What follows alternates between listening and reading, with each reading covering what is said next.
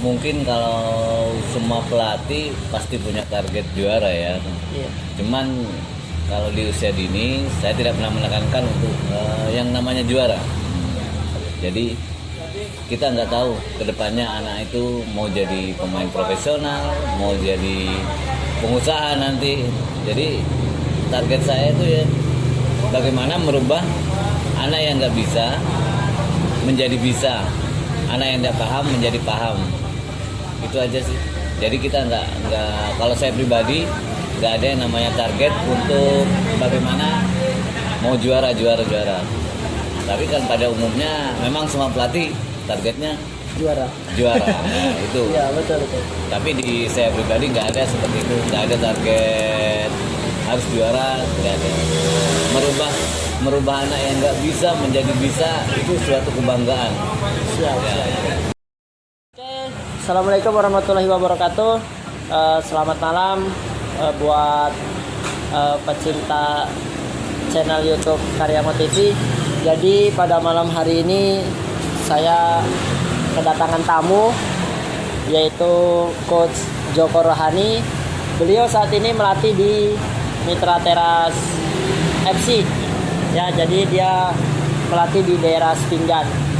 Mungkin kita akan mengulas sedikit tentang perjalanan karir beliau, mulai dari proses dia masih bermain, baru proses dia menjadi seorang pelatih, dan bisa sampai saat ini di Mitra Teras, dan bahkan pernah di Liga 3 ya Bang ya? Iya. Ya, pernah di Liga 3. Oke, kita simak berikut ini. Oke, Coach, mungkin Ya, bisa kenalan dulu sedikit sama teman-teman, mungkin banyak yang belum tahu tinggal di mana, profesinya selain pelatih itu seperti apa. Mungkin bisa cerita dulu. Oke. Ya, assalamualaikum warahmatullahi wabarakatuh. Saya Joko Rohani. Profesi utama saya adalah seorang guru SD. Guru SD kebetulan tugas di SDN 012 Balikpapan Selatan. Saya ke Balikpapan sejak tahun 2007 akhir ya, kalau nggak salah itu seperti itu. Kemudian untuk mulai melatih ya dari Balikpapan sih, mulai melatih awal pelatihnya itu aja. Nah, sebelum melatih, ya sebelum terjun sebagai seorang pelatih, dulu pernah main di mana aja sih Bang? Oh ya, oke, siap. Iya. Kalau pengalaman bermain mungkin saya cuman di level junior ya, di level junior aja. Waktu dulu zamannya ada Persikapro Junior ya, Kabupaten Probolinggo, Persikapro Junior. Kemudian sama kalau ikut seleksi di tim-tim dulu itu ada pernah ikut seleksi di Persita Tangerang waktu zamannya Bang Beni dulu pelatihnya. Kemudian di Bontang akhirnya menetap di Balikpapan ini, di Bontang waktu pelatihnya asing. Sayang nggak pernah masuk di tim level senior, itu aja. Siap. Nah, Coach, pertama kali ngelatih itu di mana? Terus siapa yang ngajakin, atau memang benar-benar punya niatan untuk jadi seorang pelatih? Pertama melatih saya itu di SSB Guba, ya, Guba, Gunung Bahagia. Ya, kebetulan di situ banyak siswa saya yang ikut di sekolah sepak bola Guba. Akhirnya saya terjun di sepak bola Guba dengan inisiatif sendiri dan ajakan dari warga sekitar, warga Ringrut gitu aja. Ya. Kan kalau warga Ringrut itu kan besar. Maksudnya yang pertama kali ngajak, apakah pelatih Guba itu sendiri atau bagaimana dulu kisahnya itu? Dari yang pertama ngajak itu pengurus Guba ya, dari pengurus Guba Pak Haji Ansar. Haji Ansar. Ya, Pak Haji Ansar. Siap. Yang memfasilitasi saya hingga saya bisa sekolah ambil lisensi D pada tahun 2011 kalau nggak salah ya. Iya. Itu dari Pak Haji Ansar ya, yang sangat berjasa betul, Pak Haji Ansar. Siap. Jadi 2007 ya pertama ngelatih ya? 2007 belum. 2007 baru masuk ke Balikpapan. Oh, baru masuk Balikpapan. Sekolah pelatih 2011. Berarti sekarang sudah 10 tahun nih. 10 tahun menjalani profesi sebagai pelatih. Saat ini sebagai pelatih dari Mitra Teras. Benar. Ya, Mitra Teras. Nah, visi misinya coach sendiri melatih anak-anak ini seperti apa sih? Kalau visi misi saya untuk melatih usia dini, terutama usia yang saya pegang usia 10 tahun ke bawah, Iya. hanya untuk mengenalkan mereka untuk mencintai sepak bola dan menuju ke hal-hal yang positif, apalagi di zaman sekarang. Jadi menghindari dari get-get itu aja. Visinya ya, visi dan misi saya seperti itu. Jadi ingin mengurangi get-get itu, kecanduan anak-anak get-get itu aja. Bermain game ya? Ya, bermain game. Oke. Nah, untuk targetnya sendiri Bang, kan ini melatih usia 10 tahun nih. Apakah ada target khusus sebagai seorang pelatih kan? Mungkin mau bawa tim ini sebagai juara kah? Atau seperti apa? Siapa tahu target khusus dari coach sendiri seperti apa? Mungkin kalau semua pelatih pasti punya target juara ya. Iya. Cuman kalau di usia dini saya tidak pernah menekankan untuk yang namanya juara.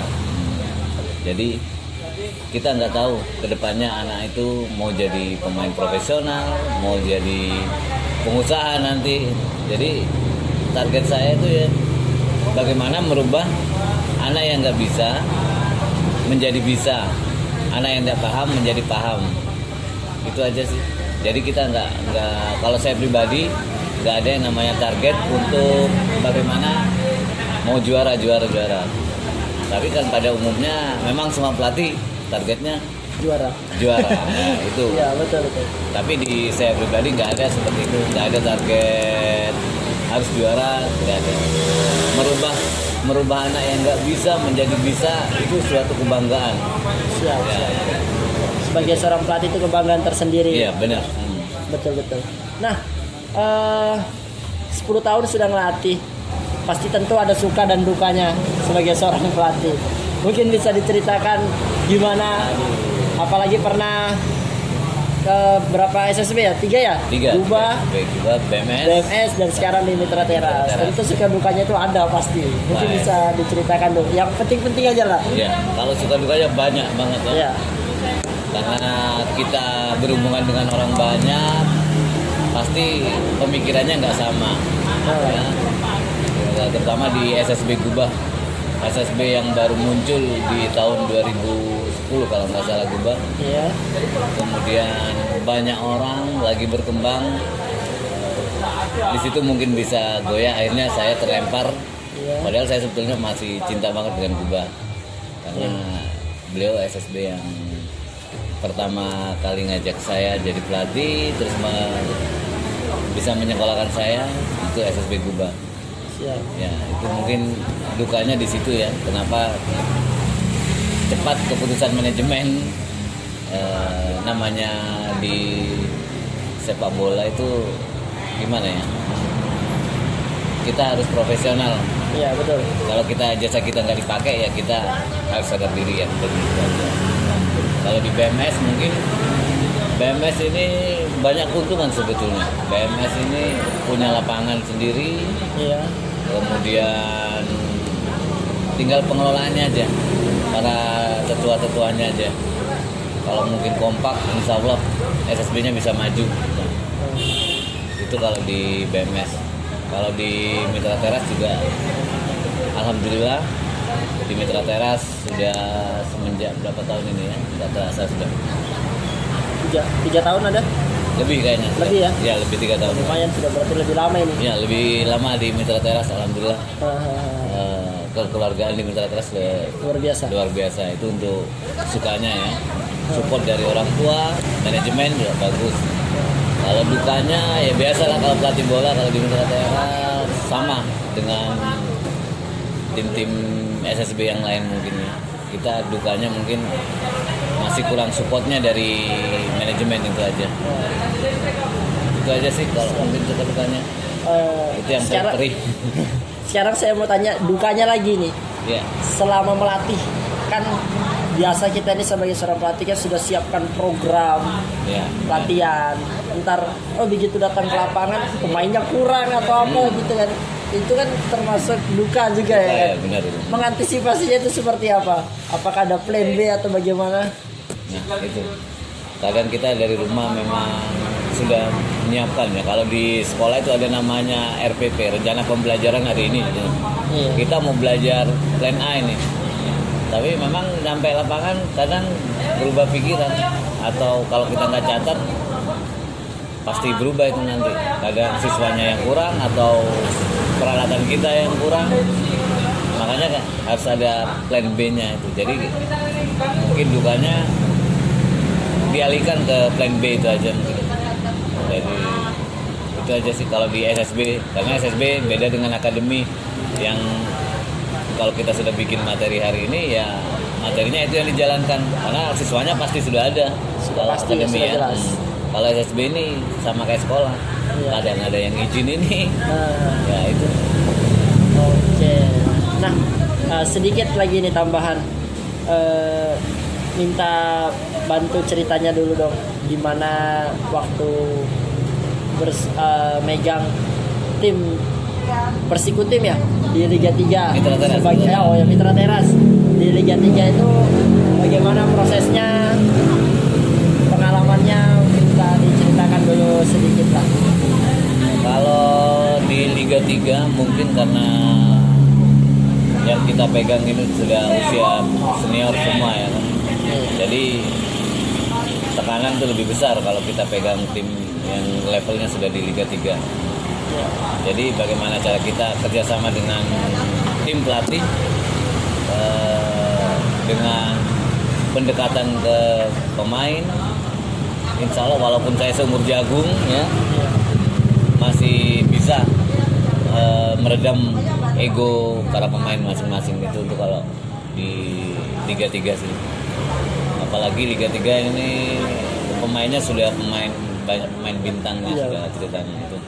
Kemarin sebagai apa di Mitra Teras Liga 3 itu? Di Liga 3 pelatih kepala ya. Pelatih kepala. Dan asisten saya mantan pemain Borneo ya, Gantarkan itu. Siapa? Gantarkan. Gantarkan. Luar biasa. Jadi ada kebanggaan tersendiri lah sebagai seorang pelatih yang bisa dipercaya sebagai pelatih kepala di Liga 3 ya. Dan itu juga sebagai jenjang karir anak-anak, jadi dari SSB mereka bisa lanjut naik ke level yang berikutnya. Benar itu. Mungkin terakhir ini ikut sedikit apa sih harapannya untuk sekolah sepak bola yang ada di Balikpapan atau di Indonesia dari coach sendiri seperti apa? Harapan saya sih kalau untuk SSB di Balikpapan ya, terutama di Balikpapan, ayolah kita bersama-sama memajukan sepak bola di Balikpapan. Jadi jangan berpikiran untuk juara dan juara. Mari kita rubah, kita didik anak kita, adik-adik kita dengan profesional. Jadi kita punya tim sendiri, tim yang solid, SSB yang solid di Balikpapan. Jadi nggak bingung lagi nanti kalau mau ada kayak Suratin, Danon ya, atau apa yang terakhir nih Piala Menpora. Jadi kita sudah punya tim baku. Jadi harapannya untuk SSB Balikpapan untuk kita lebih kompak lagi untuk membina. Kalau untuk Indonesia semua, ya mudah-mudahan teman-teman dari Sabang sampai Merauke nggak ada capeknya untuk memunculkan bibit-bibit walaupun di pelosok, walaupun peralatannya kurang atau sarana prasarananya kurang, insya Allah dengan niat yang baik balasannya mungkin baik juga. Itu aja. Ya, mungkin itu sedikit kita berbincang dengan Coach Joko dari SSB Mitra Teras. Mungkin di lain waktu kita bisa ngobrol ya Coach ya. Siap. Kita bisa adu taktik nih, mencari kelemahan taktik ya. Jadi kan mungkin coach punya strategi sendiri, saya punya strategi sendiri. Mungkin kita bisa belajar, sama-sama belajar mencari kelemahan dari taktik misalnya 4141 seperti apa dan kelebihannya juga seperti apa, mungkin di lain waktu kita bisa cerita ya. Mungkin itu aja bincang bola kita kali ini. Tonton terus channel YouTube Karyango TV untuk bisa mendapatkan edukasi yang lain. Oke, terima kasih. Bye bye.